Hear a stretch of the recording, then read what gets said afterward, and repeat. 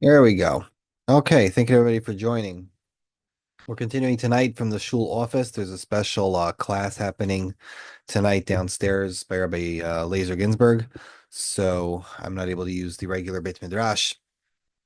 Tonight we're continuing with Tfilat Mincha. After 70 classes, we finished Tfilat Shachrit, which, believe it or not, is an improvement over last time.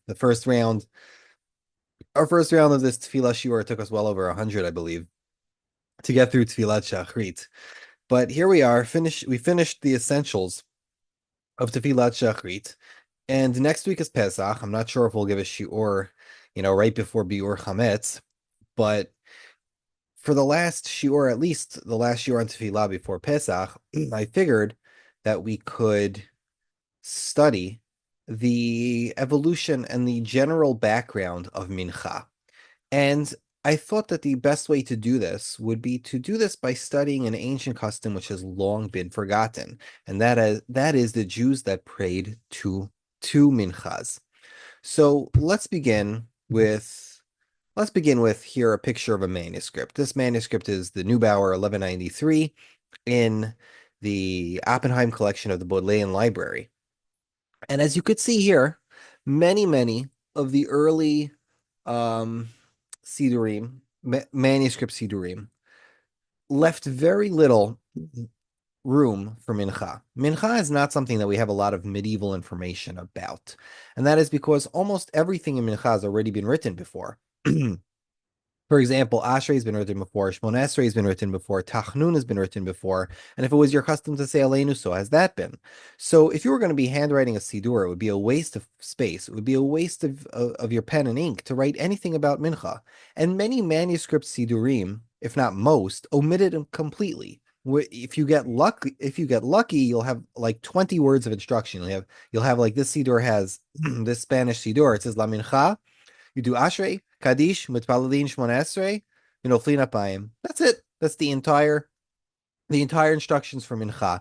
The next thing here is Mizmor LeDavid. This is Mizmor Kuf Mem Aleph. Some communities in Spain said Tikon Tefilati Ketor Masat Kapay Minchat Arev. They would say the entire Tilim of Kuf Mem Aleph. That was their minhag. This is just an interesting, the tiny piece of information we have from this Sidur. But other than that, you get very, very little information from the Sidurim. I could share with you another example from beautiful Ashkenazi Sidur. This one is called, this is from 1471 in Germany. It's called a Neubauer 1126 because Neubauer was one who categorized them. It's also in the Oxford Library. And this beautiful Machzor, I'm going to share my screen. Hold on. If you're watching the video, you'll be able to see this. This beautiful Machzor begins Arvit here. Baruch atah Hashem Elokeinu el Chalam. I'm going to zoom in here a little bit. Asher b'tzvaro ma'ariv aravim. And if I move back one page, you'll see this is the Aleinu for Shachrit. Aleinu l'shebeach l'adonam kol ha'kein kavalach. And right after the Aleinu for Shachrit, it begins V'hu rachum yechaper avon v'lo yashchit v'yirba la'ashiva po.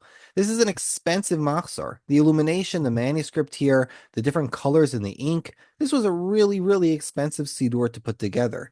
And they saw it completely pointless to put in anything about Mincha. Mincha was considered obvious and not necessary in order to get their point across. And therefore, we have very little manuscript evidence from the Sidurim as to how Mincha was produced, how Mincha was recited in the Middle Ages. The one of the few snippets we have, as I just showed you, was like that Spanish Sidur, which showed a lost minhag for people to say the Mizmor Kuf Memalef and Maskila David Be'yoto Me'arak Tefillah, also Be'me'ara Be'yoto Be'me'ara Tefillah. I think that was one of the other Tilims they would say.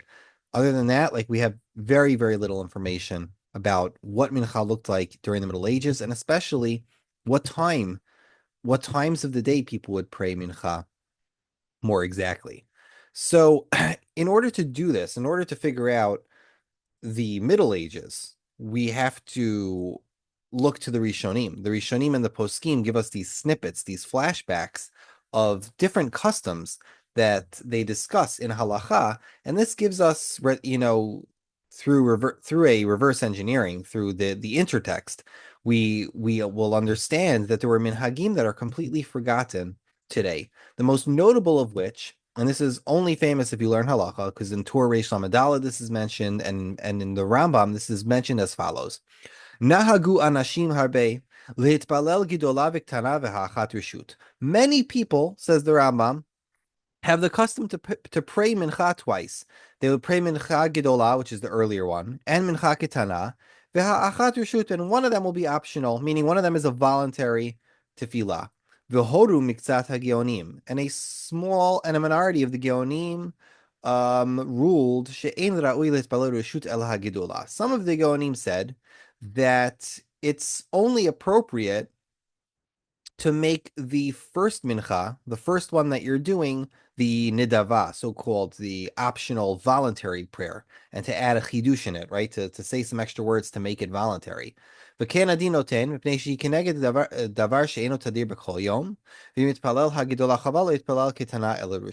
have to understand the rest of this. Essentially, the Rambam is saying that I agree with the Geonim that the first one should not be the one that you consider the main, right? You should do the second one the main, and the first one should be your nidava, your so-called voluntary mincha. Right? When you do a voluntary mincha, you're supposed to be mechadesh. You're supposed to add some extra words, like add an extra pair into Shema Koleinu, add some extra words into one of the other brachot in order so that it should be pronounced that you're doing a tefillat nidava.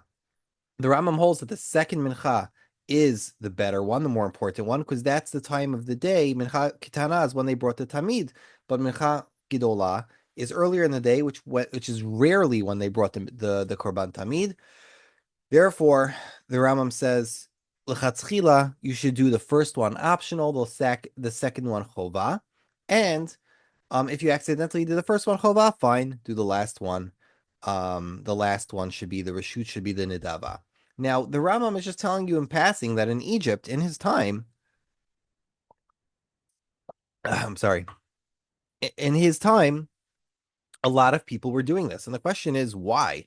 If you look at the other Rishonim, not all of them were aware of this. The Rif was aware of it. The Rif has a Teshuvah where he talks about this. And the Rif was completely aware of such a minhag.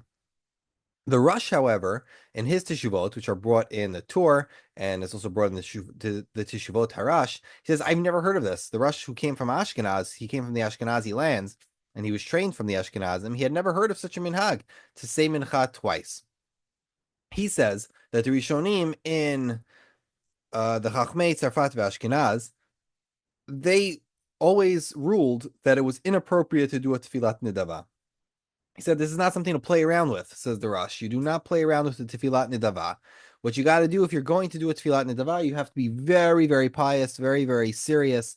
You have to be very, very careful to do a tefillat nidava properly. But our teachers have always taught us not to do a tefillat nidava. That was the ruling of the Rush, and he had barely ever heard of such a minhag, and he discards it. The Rif, on the other hand, has heard of it.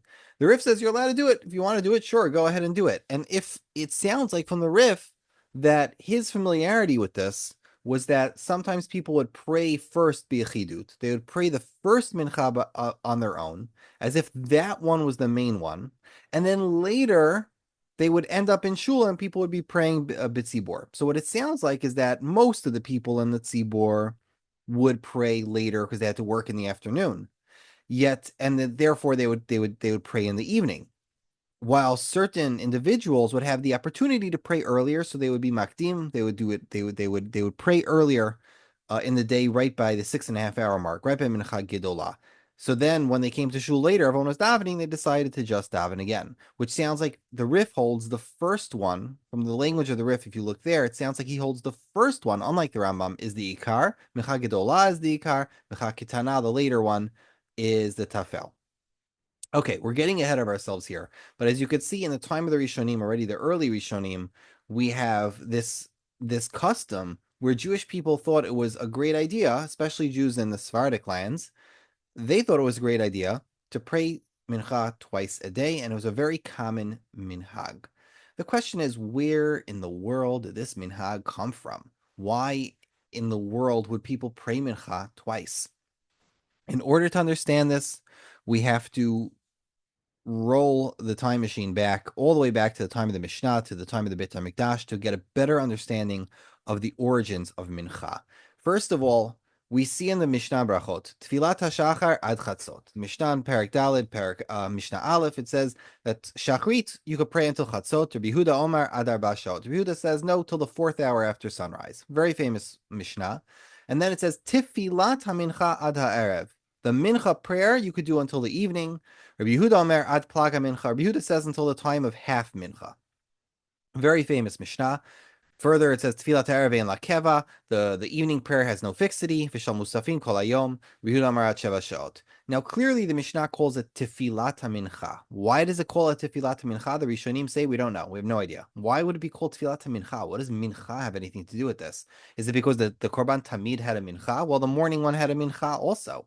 So there's different suggestions. The Balei Tosafot and Pesachim Kuf Zayin give some suggestions. Maybe perhaps it's to differentiate from the morning one. And because we could have called it Tfilat Boker, Tfilat Tamid, but we just call, the second, Mincha was the earlier one is called Shachrit, we'll call the later one Mincha. The Abu Dirham brings and the Ramban brings that perhaps Mincha comes from the language of Limanach Yoma, meaning for the dimming of the day. So it's an expression in Targum. They say maybe Mincha means the dimming. So this is when the day gets dim, and that's when you're supposed to pray Mincha. Regardless, we have no early information as to how the afternoon prayer got the name Mincha, and this has forever been a mystery, but the mystery is going to deepen. Because when we look at the Gemara, things get even trickier, and I hope my box here is not blocking the page. Let's start at the very beginning of the Gemara on Daf Chaf Vav Amud Bet. This is 26b in Brachot. So the Gemara above, and I'm sorry, there's not enough space on the screen to show it. The Gemara above on Daf Chaf Vav Amud Bet discusses how we know to pray 3 times a day. So the Gemara says, well, there's 2 shitot, Rabbi Shimon Levi and Rabbi Yosef bar Chanina.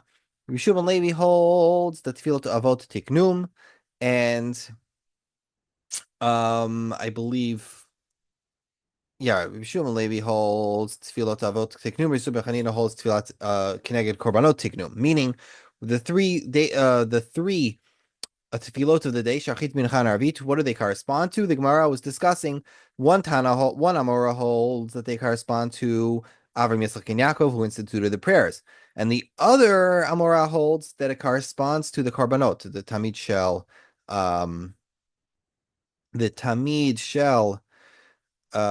Shachar, the Tamid Shel Ben Harabayim, and then Arvit is Keneged, the parts on the Mizbeach which didn't get used up, that didn't get burned, were put on the Uftarim Shalom Tachlumi Be'erev Krevim Ve'olchim Kol Halayla. So let's look at the Gemara together. So we're going to get a bit of a better understanding of how the Gemara sees Mincha. The Gemara asks, why is it that they said Tfilat Mincha should be said until the evening, but you can't do it past the evening? The Gemara says, because you couldn't bring the Tamid past the evening. Rabbi Yehuda Amar ad pelag hamincha. Rabbi Yehuda says until half mincha. Shari tamid shel ben harbaim kareva holech ad pelag hamincha, because the tamid shel ben harbaim can only be brought until half mincha. Umipnei ma amru tfilat ha'erev ein lakeva shari evarim uftarim shalom netakilumi be'erev krivim ve'holchim kol halayla. Why should Arvit be until all night? Because the parts that were burning on the mizbeach would burn all night. I'm going to skip a few lines here, just for the sake of time. So this is the Gemara out of the blue. It says, Ve'ezu hi mincha gedola. And which one is mincha gedola? Mishesh sha'ot u'mechza lamala. That's from 6.5 hours after sunrise, meaning like 12:30 in the afternoon. That one is called mincha gedola, ulamala, and on. Ve'ezu hi mincha ketana. Which one is called mincha ketana? Mitesha sha'ot u'mechza lamala. From 9.5 hours and onwards, meaning roughly from 3:30 and onward. Ibailu Rabbi Yehuda plag mincha kama kamar or plag mincha achrona kamar. The Gemara says that which Rabbi Yehuda says half mincha. Does he mean the first half or the second half? So the Gemara brings the raya. It says Tashema the Tani Yehuda Amar plag mincha achrona amru vihi yud aleph shaot chaser avia, meaning 10 hours and 45 minutes into the day. That is considered plag mincha, which is half mincha. Fascinating. The problem is here that we're left with so many questions. What in the world is Mincha Gidolah? What in the world is Mincha Ketana? Why does the Gemara assume that we know what those are? Like, why does it mention that there's two Minchas? Like, which one is Mincha Gidolah? Which one is Mincha Ketana? What are you talking about? If you're able to be Yotzei, right? If you're able to be Yotzei with either time, whether it's the larger amount of time, the smaller amount of time, the first time or the last time, why isn't it just Zman Mincha from 12:30 all the way to sunset? Why don't we just call that Zman Mincha? Why is there even the expression of Mincha Gedola and Mincha Ketana? Furthermore, why should Pilag HaMincha be the last time for Mincha? Why would Rabbi Huda hold Pilag HaMincha should be the last time? So the Bavli here says that somehow Rabbi Huda knows that Pilag HaMincha was the last time for bringing the Tamid. The Bali Tosafot say, how in the world does he know that? Where does that even come from? So it could be that this comes from the Yerushalmi. The Yerushalmi has a different Misorah than the Bavli. As we saw previously, the Yerushalmi, the Bavli holds that that Tefilat Mincha corresponds to the Tamid Shel Ben Harbayim, while the Yerushalmi holds that the Mincha prayer doesn't correspond to the Tamid Shel Ben Harbayim, rather it corresponds to the Ketoret, which is brought after the Korban Mincha, which is a fascinating difference, because the Gemara Psachim says that technically speaking, the Mincha was shechted at 8:30. The Tamid was shechted at 8:30, and then it wasn't brought to the Mizbeach till 9:30, which means that after that you did the Ketoret. And the reason they pushed it all the way to the end of the day was because they wanted to allow time for people to bring other korbanot. After the Ketoret of the Tamid Shel Ben Arbaim, you weren't allowed to bring anything else in the Beit Mikdash. So they wanted that to be the last service of the day. And so the Yerushalmi's Misorah is that Mincha is Keneged the Ketoret. And it appears that the Yerushalmi preferred, at least the Talmud Yerushalmi, as in its own words, seems to prefer praying Mincha later. It says, Amr B'Yossi B'Chanina, Haya Mitpalel, B'Yossi Ben Chanina Haya Mitpalel, Im Dimdume Chama. Rabbi Yossi ben Chanina had the minhag of praying as the sun was setting, Kadei She'eh Alav Morah Shemayim Kol Yom, so that he should be anticipating that prayer all day. Amar Rabbi Yossi ben Chanina v'heichal kiyim mitpalilim im dumdume chama matam al zot yitpalal kol chasid elecha le'et mitzo le'et mitziyo shel yom. Right, for that, every pious person should pray to you at the time of mitzo. What is the time of mitzo? The time when the day is mitzuyo, the day is pushed out. There happens to be a contradiction here, because in the Bavli it says that in Marava, in Eretz Yisrael, they used to curse anybody who would pray late. So it sounds like either the custom changed in Eretz Yisrael over time, or it's not a contradiction at all. Rather, they would curse anybody who would delay too late, that he basically missed mincha, because it's a very risky thing to delay to the last minute to do mincha. Therefore, it's not clear exactly what the Yerushalmi's preference was. But what we at the end of the time of the Talmud Yerushalmi. But what we do know is that they had a different Masorah. Mincha was not Keneged Korban Tamid. It was Mincha was connected the Ketoret of the Korban Tamid. Now, we can actually trace this back to the time of the Beit HaMikdash, meaning this idea that the Korban Mincha should correspond to this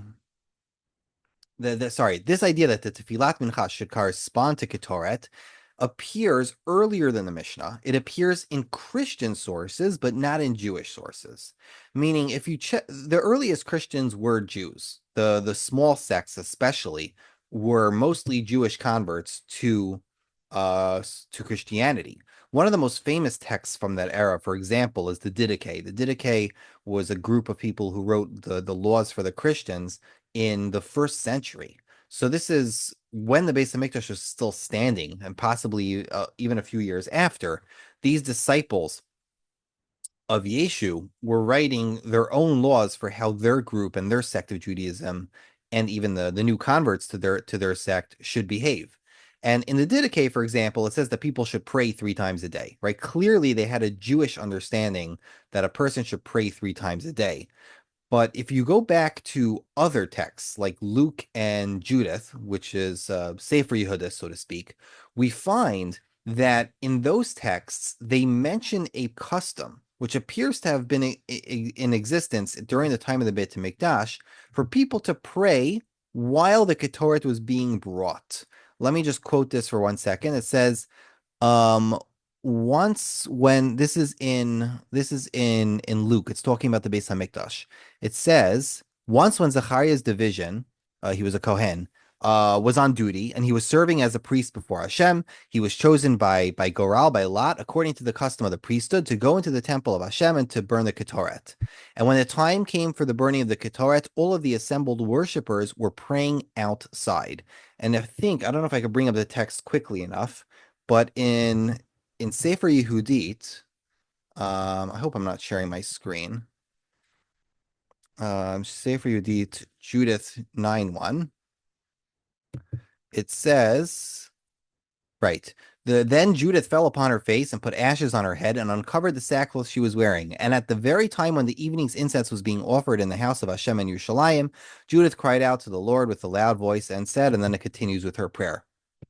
This is absolutely fascinating stuff, at least in my opinion, because this shows us that in the time when the Beis Hamikdash was still standing, there was a custom both inside the Beis Hamikdash and outside the Beis Hamikdash for people to daven when the Ketoret was being brought. The Ketoret, in the psychology of the people, during when the Beit Hamikdash was still standing, the Ketoret to them was a tremendous zone. It was a tremendous time for people to pray for all sorts of things, for forgiveness, for penitence, for petition, and whether people were lucky enough to be in the Beit HaMikdash when this was happening, or if they were far away, when they saw the sun going down, they would notice, oh, they're bringing the Ketoret in the Beit HaMikdash right now. Now is a time to say a prayer. So we see from there that the Jewish people, as the sun was setting in Eretz Yisrael, had the minhag to pray mincha, to pray a prayer, and their consciousness was to associate that with the Ketoret. Now, we find in that time conflicting opinions as to how many times to pray per day, both even before the Beit HaMikdash fell and when the Jews were already in Yavne.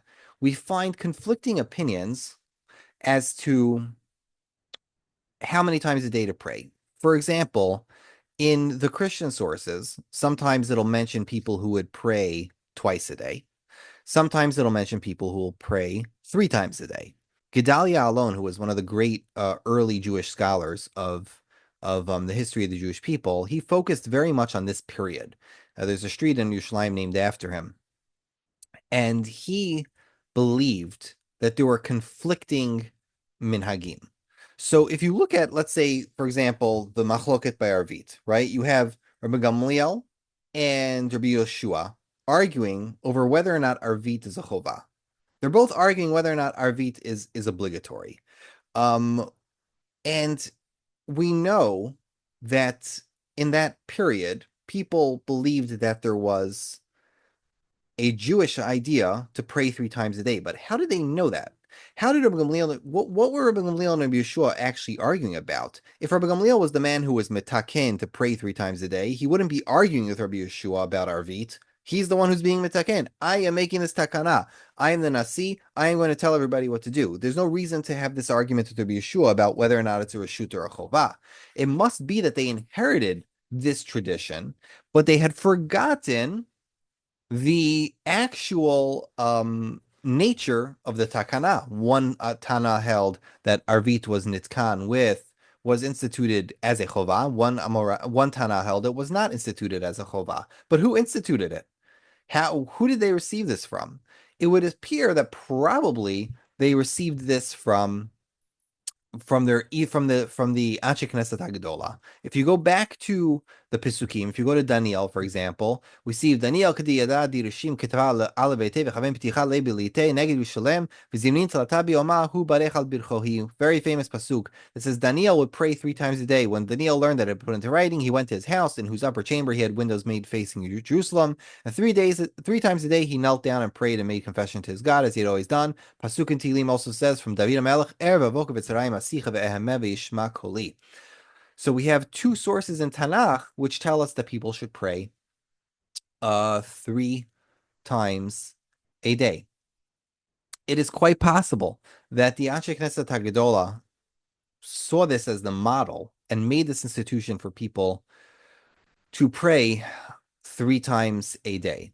Now, there is this early tradition. This is found in some of the Rishonim. I wish I could remember the exact source for you right now. Possibly Reb Sadia Gaon, but otherwise, this is like midrashim of early texts from the Gaonic period, where they have this tradition that perhaps after the fall of the first Beit HaMikdash, meaning in the time of the Anshe Knesset HaGedolah, that was when they instituted the Takana of Mincha. Meaning originally everybody prayed Shachrit and Arvit, but after the fall of the Beit HaMikdash, that was when they instituted Mincha. Meaning Mincha was the last and the latest of those institutions. And I don't remember the Cheshbon offhand. I believe this is in even Kirkasani brings this. One of the Karaim. The Karaim there was 2 sects of Karaim.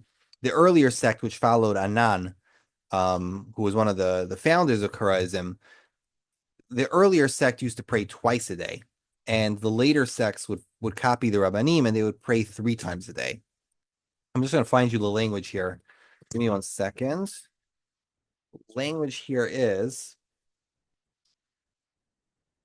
אחד מן הרבנים הודה בספרו שהמנחה היא תפילת חצות היום, וקבעה שבתקופת המלוכה רק 2. During the time of the first kingdom, the kingdoms of Eretz Yisrael, there were only 2, של הבוקר ושל הערב, נשמרו, וכי רק אחר החורבן בית ראשון, תיקנו הנביאים את תפילת חצות היום, שהיא המנחה.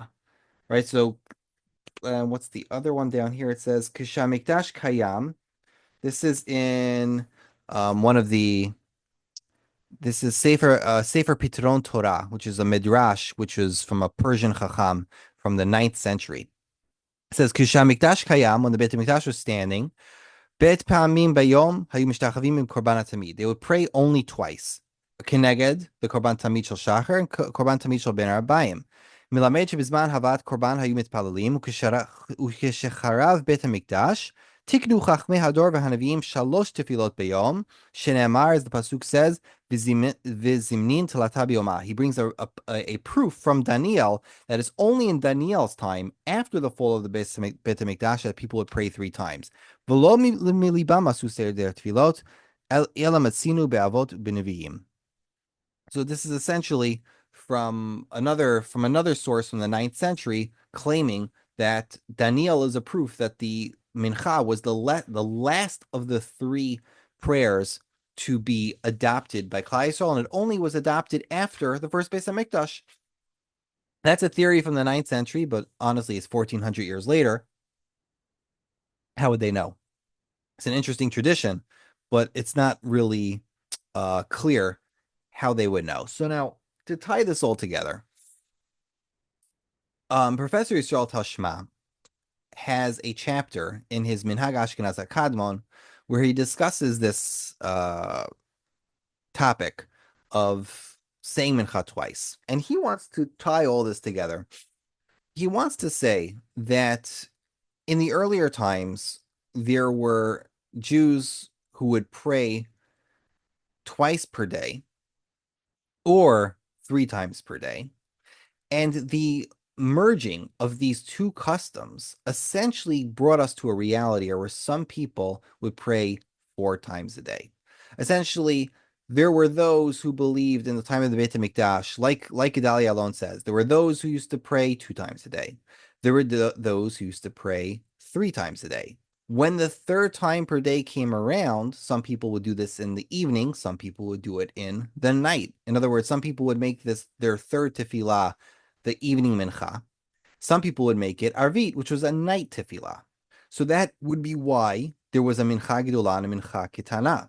Because originally, when people adopted this idea of praying 3 times a day, before Arvit was a chovah, before Rabbi Gamliel said that Arvit should be a chovah, there were people who decided, okay, we'll just pray 3 times a day. Who cares what we call it? We'll do Shachrit uh, against to correspond to the Tamid Shel Shachar. We'll do Mincha, the first one, to correspond to the Tamid Shel Ben Arbaim, because technically it could be brought from the afternoon. And we'll do a third one in the evening to correspond to the Ketoret. Right? So possibly originally there were when the early development of the 3 prayers per day occurred, it originally occurred with a shachrit, a mincha gedolah, and then a mincha ketana.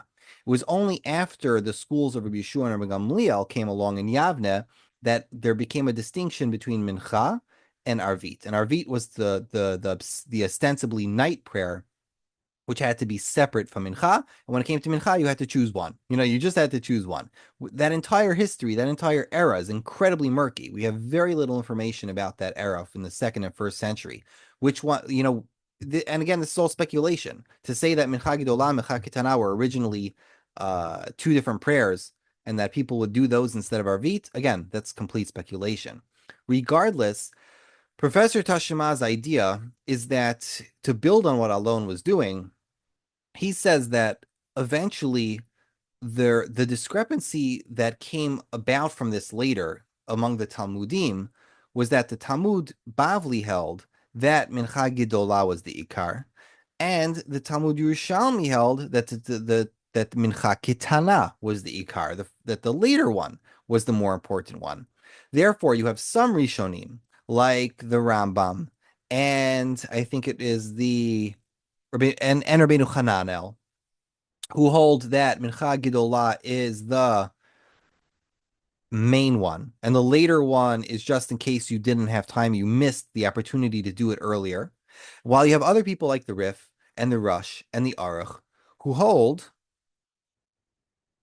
No, wait, I'm sorry. You had Rabbeinu Hananel and the Rambam who hold that the later one is the one that's the Ikar, because that's when the Tamid was usually brought. And you have others like the Rif, the Rush, and the Aruch who hold that the first one is the Ikar, and only if you don't have the opportunity to pray Mincha earlier, then you could pray it later. The Aruch says that in Ashkenaz and Sarfat, they were so poor that they weren't able to leave their work during the afternoon. And therefore, chazit on these people that they had to pray mincha much later. And originally, they used to pray it earlier, but then when they became poverty-stricken, that's when they began to pray mincha later. Right? He says like Hashem should forgive their sin that they're praying mincha so much later, because he really believed that mincha was supposed to be done earlier. So according to Tashima, he believes that this discrepancy in the Rishonim goes all the way back to the time of the Talmud, because there were 2 different schools of thought in Klal Yisrael. There were those who believed that the Ikar Mincha was the earlier one. There were those who believed that the Ikar Mincha was later. So what you ended up having was 2 groups of people, and some people wanted to be pious and they wanted to be Mekayim both. And because they wanted to be Mekayim both of these things, they wanted to fulfill both options, you had groups of people that would pray twice. Now, again, this is speculation because we don't have very much information. It could be that this was simply people trying to copy the Muslims, people trying to argue with the Karaim. This could be people trying to be Hasidim. This could be yeshivot or all sorts of reasons. We don't know. The answer is we simply do not know. But what we've learned tonight is the background for Mincha. We know, and to summarize what we've learned so far, we learned that Tefillat Mincha is first called Tefillat Mincha by the Mishnah. We learned that we're supposed to pray 3 times a day. Probably the Anshe Knesset HaGedolah made that up, and yet we don't know about the early origins of this. We just know that in the time of the Beit HaMikdash, many Jews had the custom to pray multiple times a day. Exactly how many, we don't know. By the time of the Mishnah, it seems that there's Shachrit, Mincha Gedolah, Mincha Ketana, and Arvit. 4 different prayers that could be discussed. Are Mincha Gedolah and Mincha Ketana the same thing?